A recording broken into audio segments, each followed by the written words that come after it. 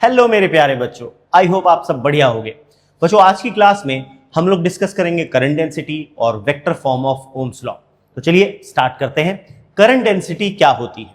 Current density define की जाती है current passing per unit area, और यहां पर ये जो एरिया है ये परपेंडिकुलर होता है to the direction of flow of current. इसका मतलब जो एरिया है उसके साथ हमने एक डायरेक्शन एसोसिएट कर दी, और इस डायरेक्शन के एसोसिएशन की वजह से ये जो करंट डेंसिटी है ये बन जाती है एक वेक्टर क्वांटिटी। ठीक, तो करंट डेंसिटी को हम कह सकते हैं, इसको J से डिफाइन करते हैं I/A। और खास बात क्या है, यहां पर ये जो एरिया है इसकी डायरेक्शन परपेंडिकुलर होती है। आइए इसकी डेफिनेशन भी देख लेते हैं। The current density at any point inside a conductor is defined as the amount of charge flowing per second through a unit area held normal. Normal का मतलब यहां जो एरिया होगा वो परपेंडिकुलर होगा to the direction of flow of current या charge. ठीक, तो इसीलिए क्योंकि इसके साथ डायरेक्शन एसोसिएट हो गई, इसलिए हम करंट डेंसिटी के को एक वेक्टर क्वांटिटी मानते हैं। ठीक है, इसकी डायरेक्शन होती है मोशन ऑफ पॉजिटिव चार्ज की डायरेक्शन। ठीक है, तो इसको हम डायरेक्शन ऑफ करंट ही लेकर के चलते हैं। अब बात करते हैं इसकी एसआई यूनिट की। इसकी जो एसआई यूनिट है वो हो जाती है एम्पेयर पर मीटर स्क्वायर, क्योंकि देखो हमने करंट डेंसिटी को लिखा करंट अपॉन एरिया। करंट की एसआई यूनिट होती है एम्पेयर, एरिया की होती है मीटर स्क्वायर, तो बन गई एम्पेयर पर मीटर स्क्वायर। अगर मान लीजिए ये मेरे पास एक कंडक्टर है, ये मैं इसका क्रॉस सेक्शन अज्यूम कर रहा हूं, और जो पॉजिटिव चार्ज है वो फ्लो कर रहा है इसके थ्रू परपेंडिकुलर डायरेक्शन में।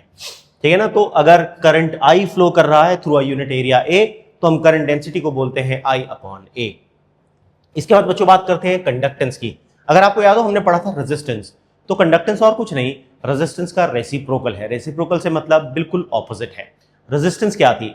रेजिस्टेंस थी जब भी करंट फ्लो करता है किसी कंडक्टर में, तो उसके फ्लो को जो ऑपोजिशन ऑब्स्ट्रक्शन मिलता है उसको बोला जाता है रेजिस्टेंस।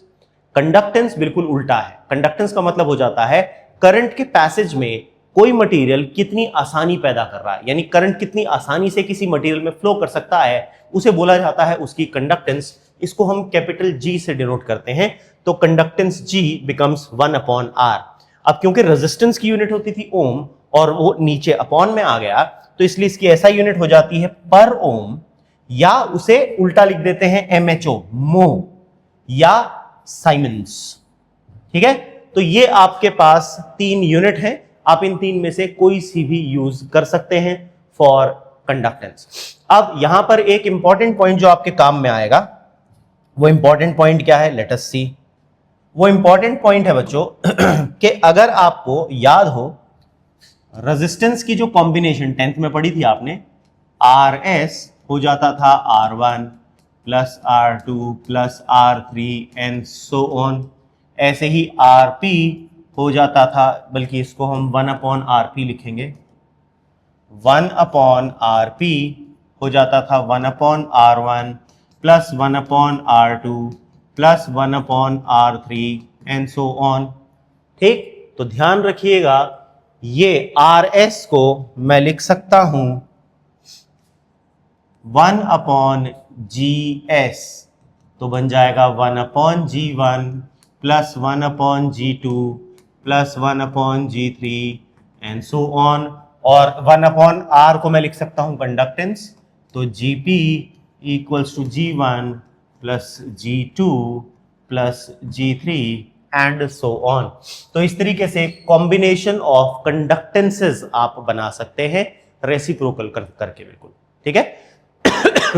जो रेजिस्टेंस का पैरेलल फॉर्मूला है कंडक्टेंस में सीरीज है, जो रेजिस्टेंस का सीरीज फॉर्मूला है कंडक्टेंस में पैरेलल का बन जाता है। आई होप आपको क्लियर हो गया। अब इसके बाद बात करते हैं बच्चों, आइए, अबाउट कंडक्टिविटी। अब देखो कंडक्टिविटी है रेसिप्रोकल ऑफ रेजिस्टिविटी। जो रेजिस्टिविटी होती है उसके रेसिप्रोकल को ही बोला जाता है, नाम दिया जाता है कंडक्टिविटी का। अब कंडक्टिविटी कॉन्सेप्ट को समझते हैं। कंडक्टिविटी है क्या? अगर आप याद करो रेजिस्टिविटी क्या थी, किसी भी मटेरियल के अंदर से जो ऑब्स्ट्रक्शन होता था, अगर हम उसकी यूनिट लेंथ और unit area of cross section को ले लेते थे, तो यहां बिल्कुल उल्टा हो जाता है। यहां हो जाता है unit area of unit cross section में कोई मटेरियल कितनी आसानी से करंट को अलाउ कर रहा है, उसको बोलते हैं उसकी कंडक्टिविटी। इसको डिफाइन करते हैं as the reciprocal of resistivity 1/ρ। अब की रो की यूनिट थी ओम मीटर, तो इसकी बन जाती है पर ओम पर मीटर या मो पर मीटर या साइमन पर मीटर, ये बन जाती है इसकी एसआई यूनिट। ठीक है, तो ये थी कंडक्टिविटी। अब मैंने ये क्यों पढ़ाया, इसका रीजन है कि इन क्वांटिटीज का इस्तेमाल हम लोग करेंगे इन वेक्टर फॉर्म या microscopic form of Ohm's law, जो कि बहुत ही इंपॉर्टेंट है। अब देखिए, जो वेक्टर फॉर्म या microscopic form of Ohm's law हम सीखेंगे, इसके साथ सबसे बड़ी प्रॉब्लम यह है कि इसका फॉर्मूला जब हमारे सामने क्वेश्चन होता है ना इसका, तो इसका जो फॉर्मूला होता है वो दिमाग में क्लिक ही नहीं करता। इसकी सबसे बड़ी प्रॉब्लम यह है कि क्योंकि जब भी ओम्स लॉ दिमाग में बैठा हुआ है, हमारे पास जूनियर क्लास से पढ़ते आ रहे हैं, तो ओम्स लॉ का मतलब है V = IR। इसकी ये वाली फॉर्म दिमाग में क्लिक ही नहीं करती और अक्सर हम इसका क्वेश्चन गलत कर जाते हैं क्योंकि हमारे दिमाग में फॉर्मूला ही क्लिक नहीं करता कि भैया यहां पर vector form of Ohm's law लगना है। तो इसलिए इसको एक बार लिख करके जरूर याद कर लीजिएगा ताकि आप इसके क्वेश्चन से लगा पाए। इसके क्वेश्चन जो है वो ट्रिकी बन जाते हैं जस्ट बिकॉज फॉर्मूला दिमाग में क्लिक ही नहीं करेगा, अदरवाइज तो बहुत आसान। तो चलिए देखते हैं vector form of Ohm's law. अब देखिए यहां पर V = EL हमें पता है। अगर मेरे पास एक कंडक्टर है, मान लीजिए लेट अस अज्यूम मेरे पास एक कंडक्टर है, ये कंडक्टर मैंने लिया है और इस कंडक्टर के एंड्स पर मैंने एक पोटेंशियल डिफरेंस अप्लाई किया। लेट अस से यहां पर मैंने एक पोटेंशियल अप्लाई किया इसके दोनों एंड्स के बीच में and the potential difference was V, और इस कंडक्टर की जो लेंथ है वो है L।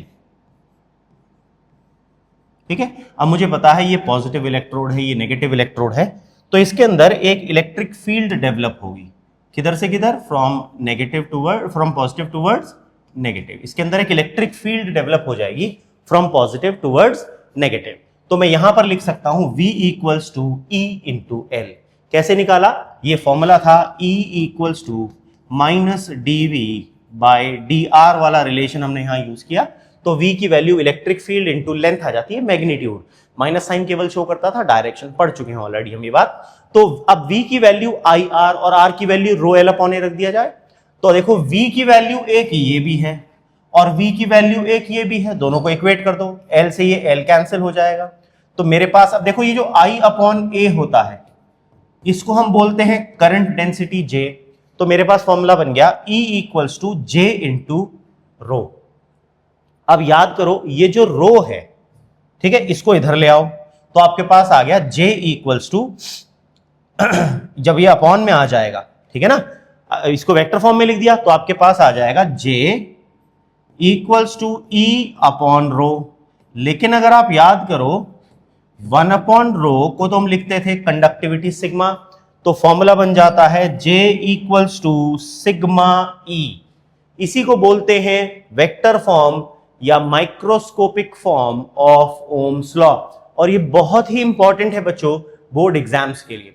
इसको ध्यान से, इस डेरिवेशन को आपको लिख लेना है, आपको इसे लिख करके याद करना है और साथ ही इस पर न्यूमेरिकल्स भी आपको लगाने हैं, क्योंकि इसके साथ दिक्कत ये आती है कि ये फॉर्मूला दिमाग में क्लिक नहीं करता कि ओम्स लॉ की एक फॉर्म ये भी हो सकती है J = σE, क्योंकि इसमें क्वांटिटीज वेक्टर्स हैं। देखो करंट डेंसिटी वेक्टर है, इलेक्ट्रिक फील्ड वेक्टर है, इसलिए इसे वेक्टर फॉर्म कहा जाता है। अगर आप नोटिस करो पिछला वाला जो ओम्स लॉ था V = IR, उसमें सब कुछ स्केलर था, V भी स्केलर था, I भी स्केलर था, R भी स्केलर था, तो वो स्केलर फॉर्म थी। यहां पर हमने उसी वेक्टर फॉर्म, उसी जो ओम्स लॉ था उसे वेक्टर फॉर्म में कन्वर्ट कर दिया, ठीक है ना, इसमें वेक्टर क्वांटिटीज रिप्लेस कर दी, इसलिए इसे vector form of Ohm's law भी कहा जाता है। आई होप बच्चों आपको मेरा पढ़ाया यहां पर समझ में आ रहा है। अगर समझ में आ रहा है और मजा आने लगा है फिजिक्स में तो प्लीज चैनल को सब्सक्राइब करिए, अपने दोस्तों के साथ शेयर करिए। मिलते हैं अगली क्लास में, तब तक के लिए जय हिंद।